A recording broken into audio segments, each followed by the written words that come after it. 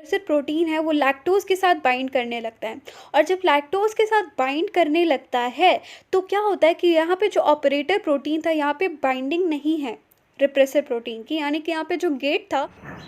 Hello everyone, welcome back to your square YouTube channel. I am HD. तो अभी तक हम प्रीवियस ईयर क्वेश्चंस के थ्रू काफ़ी सारे चैप्टर्स का रिवीजन कर चुके हैं। इस वीडियो में भी हम प्रीवियस ईयर क्वेश्चंस लेंगे नीट का और उसके थ्रू कॉन्सेप्ट्स को रिवाइज करेंगे। इस वीडियो में हम टारगेट कर रहे हैं जेनेटिक्स को, बायोटेक्नोलॉजी को, इवोल्यूशन को। ठीक है, आई रियली होप आपको ये वीडियो पसंद आएगी। Let's get started. ऑलराइट, तो स्टार्ट करते हैं। क्वेश्चन नंबर 1 गिवन है, the 2 strands of DNA are held together by peptide bond, phosphodiester bond, hydrogen bond, disulphide bond. बहुत इजी क्वेश्चन है, इसका आंसर है हाइड्रोजन बॉन्ड। देखो, कुछ चीज़ें हैं जो आपको बहुत अच्छे से याद होनी चाहिए। सबसे पहली बात, जो न्यूक्लियोटाइड होता है उसमें फॉस्फेट ग्रुप प्रेजेंट होता है, पेंटोज शुगर प्रेजेंट होती है और नाइट्रोजनस बेसेस प्रेजेंट होते हैं। लेकिन अगर हम न्यूक्लियोसाइड की बात करें तो न्यूक्लियोसाइड में पेंटोज शुगर प्रेजेंट होता है, नाइट्रोजनस बेस प्रेजेंट होता है, लेकिन फॉस्फेट ग्रुप नहीं प्रेजेंट होता है। ओके, डीएनए किसने डिस्कवर किया था? मिशर ने डिस्कवर किया था। विल्किन एंड फ्रैंकलिन ने एक्सरे क्रिस्टलोग्राफी की थी डीएनए की, और उस एक्सरे क्रिस्टलोग्राफी के बेसिस पे वाटसन एंड क्रिक ने double helix model of DNA दिया था 1953 में।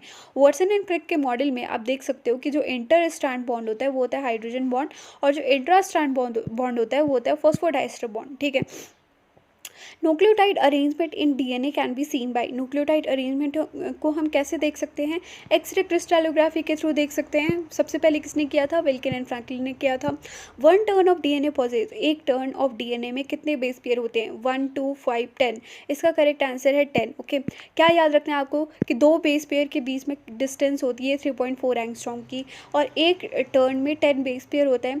अगर हम एक पूरे टर्न की लेंथ देखें तो वो होती है 34 एंगस्ट्रॉम या फिर 3.4 नैनोमीटर। ठीक है, histamines are rich in, histamines किस में रिच होते हैं?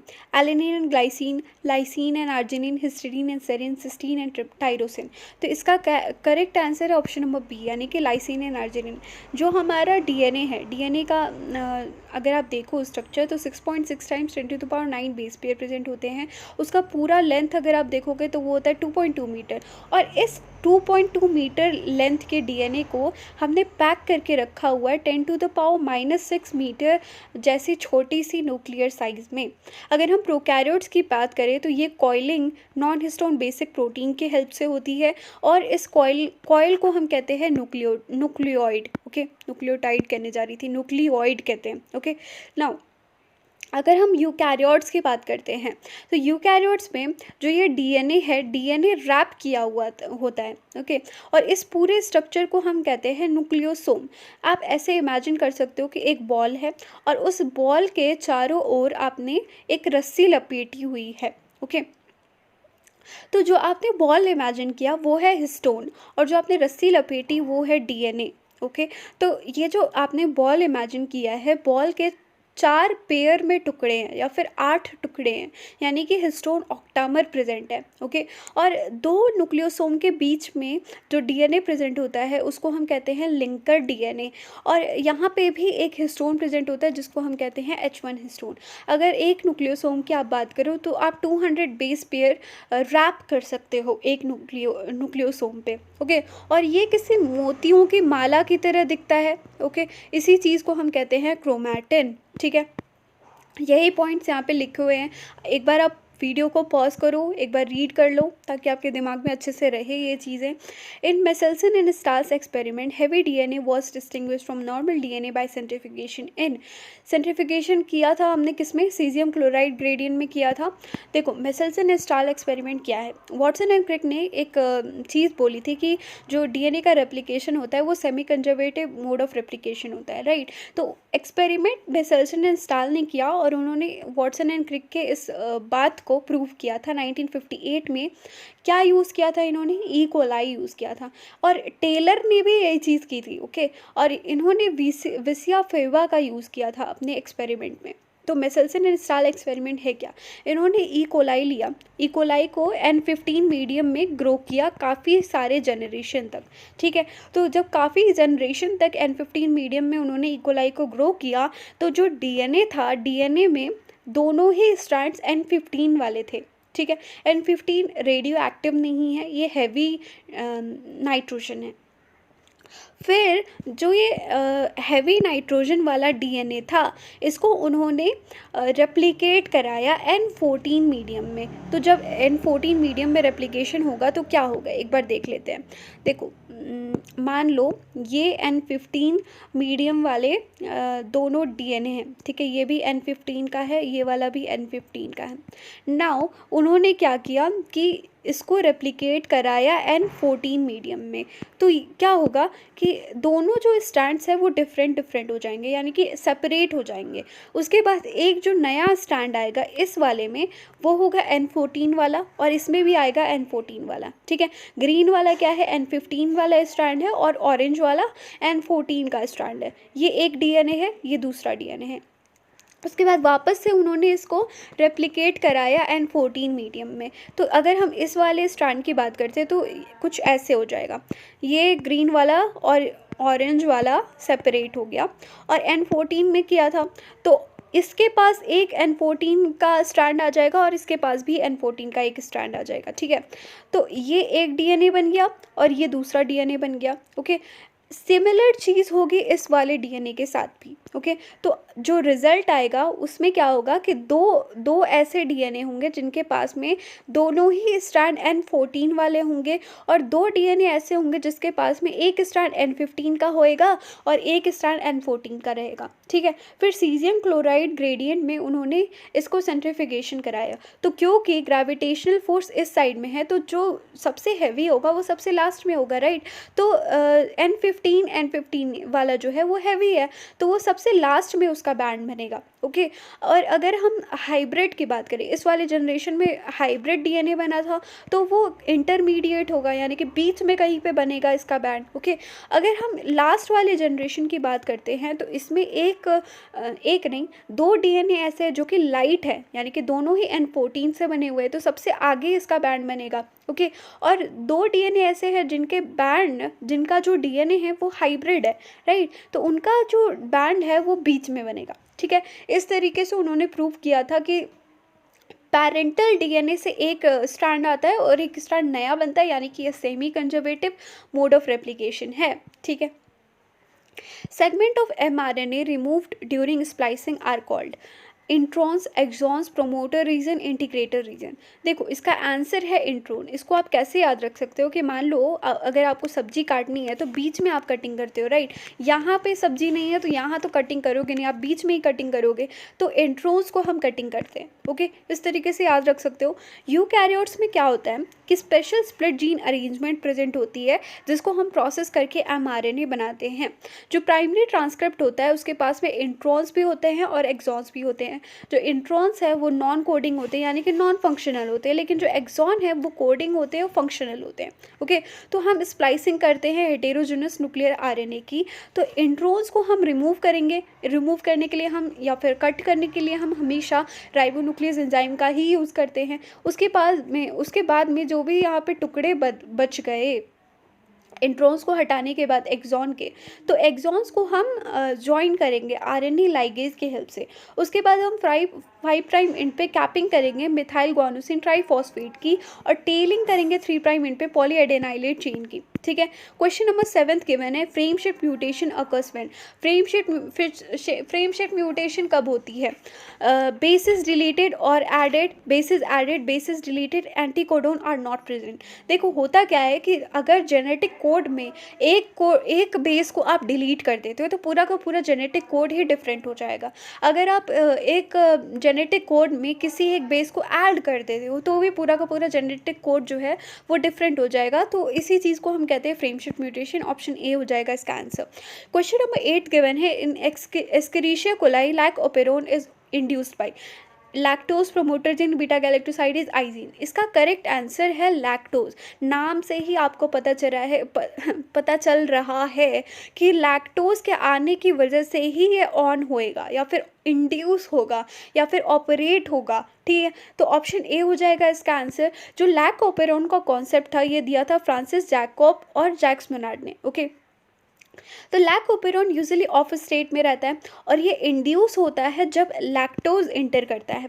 तो ये है हमारा लैक्टोपेरोन, ठीक है। तो आप ये देख पा रहे हो कि जो हमारा इंड्यूसर जीन है ये रिप्रेसर प्रोटीन बना रहा है, ओके। और रिप्रेसर प्रोटीन जाके ऑपरेटर के साथ बाइंड कर जाता है यहाँ पे। तो जो हमारा प्रोमोटर है, प्रमोटर पे आरएनए पॉलीमरेज प्रेजेंट होता है, राइट। तो ये जो आरएनए पॉलीमरेज है ये आगे स्लाइड नहीं कर पा रहा। क्यों नहीं कर पा रहा? क्योंकि यहाँ गेट बंद हो रखा है ऑपरेटर जीन पे रिप्रेसर प्रोटीन के बाइंड करने की वजह से। लेकिन जैसे ही यहाँ पे लैक्टोज की एंट्री होती है तो जो रिप्रेसर प्रोटीन है वो लैक्टोज के साथ बाइंड करने लगता है। और जब लैक्टोज के साथ बाइंड करने लगता है तो क्या होता है कि यहाँ पे जो ऑपरेटर प्रोटीन था यहाँ पे बाइंडिंग नहीं है रिप्रेसर प्रोटीन की, यानी कि यहाँ पे जो गेट था वो खुल चुका है। तो यहाँ पे जो आरएनए पॉलीमरेज प्रेजेंट था वो इजीली आगे बढ़ सकता है और इस वजह से बीटा गैलेक्टोसाइडेज बनेगा, परमीएज बनेगा, ट्रांसएसिटाइलेज बनेगा, यानी कि ये सिस्टम इंड्यूस हो गया, ओके। चलो ये सारे पॉइंट्स हैं, ये आप एक बार पॉज करके वीडियो देख लो, ज़्यादा कुछ है नहीं उसमें। VNTR stands for variable number of tendon repeat, variable number for tandem repeat, variable number of term repeat, variable number of tandem repeat. Easy question है, इसका आंसर है डी, यानी कि variable number of tandem repeat. जो हमारा DNA है, human DNA में 99.9% part जो है हर किसी इंसान का अलग अलग होता है, अलग नहीं होता, सेम होता है, ठीक है। तो इसको हम कहते हैं बल्क DNA और ये कोडिंग पार्ट होता है, ओके। और 0.1% पार्ट ऐसा होता है जो कि हर इंसान का डिफरेंट है। जैसे कि हर इंसान का फिंगरप्रिंट डिफरेंट होता है, वैसे ही 0.1% पार्ट ऐसा होता है जो कि हर इंसान में डिफरेंट होता है, उसको हम कहते हैं सैटेलाइट DNA और ये नॉन कोडिंग पार्ट होता है। DNA फिंगरप्रिंटिंग में हम सैटेलाइट DNA का ही यूज़ करते हैं।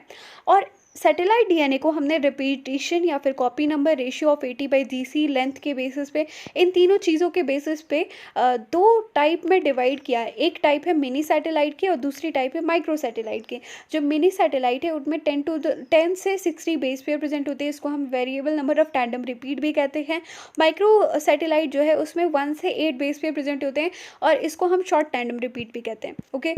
क्वेश्चन नंबर 10 गिवन है कि the crossing of F1 to homozygous recessive parent is called as back cross, test cross, F1 cross, all of these. इसका करेक्ट आंसर है बी, ओके। देखो बैक क्रॉस में क्या होता है, बैक क्रॉस में हम F1 हाइब्रिड का क्रॉस कराते हैं एनी ऑफ द पेरेंट के साथ और टेस्ट क्रॉस में हम F1 हाइब्रिड का क्रॉसिंग कराते हैं रिसेसिव पेरेंट के साथ, ठीक है।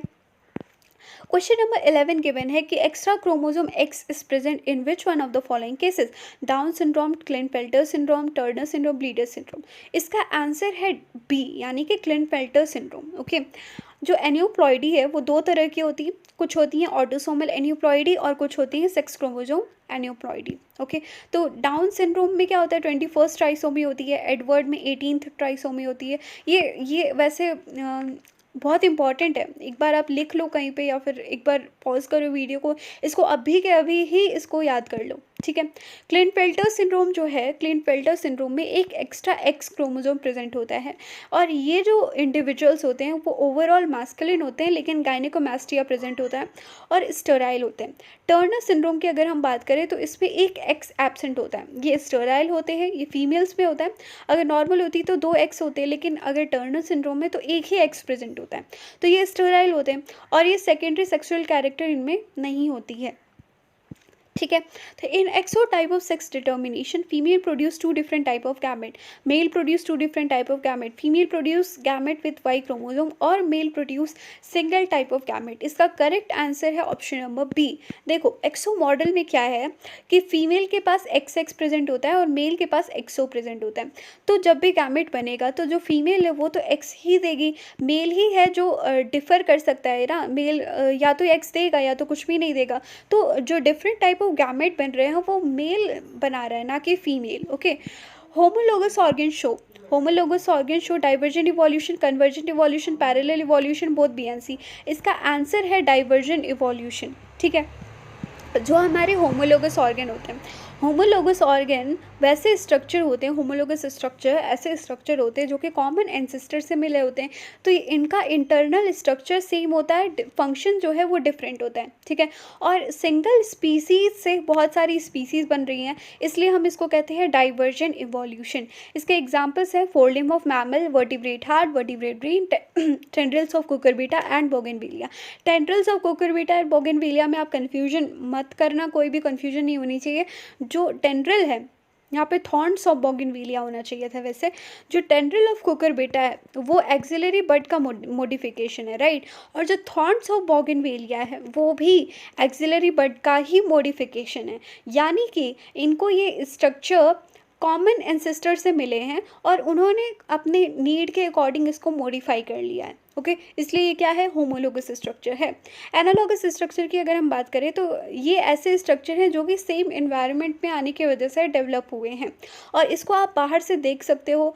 इनका फंक्शन तो सेम होता है लेकिन इंटरनल स्ट्रक्चर डिफरेंट होता है। कन्वर्जेंट इवोल्यूशन है क्योंकि बहुत सारे डाइवर्जेंट इवोल्यूशन अगर सेम ही हैबिटेट में आ जाए तो उसको हम कहते हैं कन्वर्जेंट इवोल्यूशन। इसका एग्जाम्पल है wings of butterfly and bird, I of octopus and mammal, ठीक है। During DNA replication the copy number of the link DNA is controlled by cloning site, ORI site, special protein DNA polymerase. Easy question है लेकिन ये previous year question है, तो option number B will be the answer, ठीक है। ये हमारा PBR 322 vector है। आप देख पा रहे हो कि यहाँ पे एम्पिसिलिन का रेजिस्टेंट जीन प्रेजेंट है, टेट्रासाइक्लिन का रेजिस्टेंट जीन प्रेजेंट है, PVU1 प्रेजेंट है, PST1 प्रेजेंट है। PVU1 का रिकॉग्निशन साइट प्रेजेंट है एम्पिसिलिन रेजिस्टेंट जीन में, PST1 का रिकॉग्निशन साइट भी प्रेजेंट है एम्पिसिलिन रेजिस्टेंट जीन में, और टेट्रासाइक्लिन में BAM-H1 और SUL1 का रिकॉग्निशन साइट प्रेजेंट होता है। How are transformants selected from the non-transformant? Option A, presence of more than one recognition site in the vector DNA, presence of alien DNA into the vector DNA results into the insertional inactivation of selectable marker. Antibiotic resistant gene gets inactivated due to insertion of alien DNA or both BNC. इसका answer होएगा option number D. देखो ये कह रहा है selectable marker क्या होते हैं, जो भी एंटीबायोटिक रेजिस्टेंट जीन होते हैं वो सिलेक्टेबल मार्कर होते हैं, राइट। तो अगर यहाँ पे हम एलियन डीएनए को डाल देते हैं तो इंसर्शनल इनएक्टिवेशन हो जाएगी सिलेक्टेबल मार्कर की, राइट। जो ऑप्शन नंबर बी गिवन है, ऑप्शन नंबर बी यही चीज़ बोल रहा है कि अगर आप एलियन डीएनए को डाल देते हो वेक्टर डीएनए में तो इंसर्शनल इनएक्टिवेशन हो जाएगी सिलेक्टेबल मार्कर की, यानी कि एंटीबायोटिक रेजिस्टेंट जीन की, ओके। ऑप्शन सी गिवन है, एंटीबायोटिक रेजिस्टेंट जीन जो है यानी कि सिलेक्टेबल मार्कर जो है वो इनएक्टिवेट हो जाएगा अगर आप इंसर्शन कर दो एलियन डीएनए का। तो दोनों चीज़ों का मीनिंग तो एक ही हुआ, राइट। तो इसका आंसर हो जाएगा ऑप्शन नंबर डी, ठीक है। So that's it for today. अगर वीडियो अच्छी लगी है तो don't forget to like the video and subscribe to AR Squared YouTube channel. Thank you so much for watching.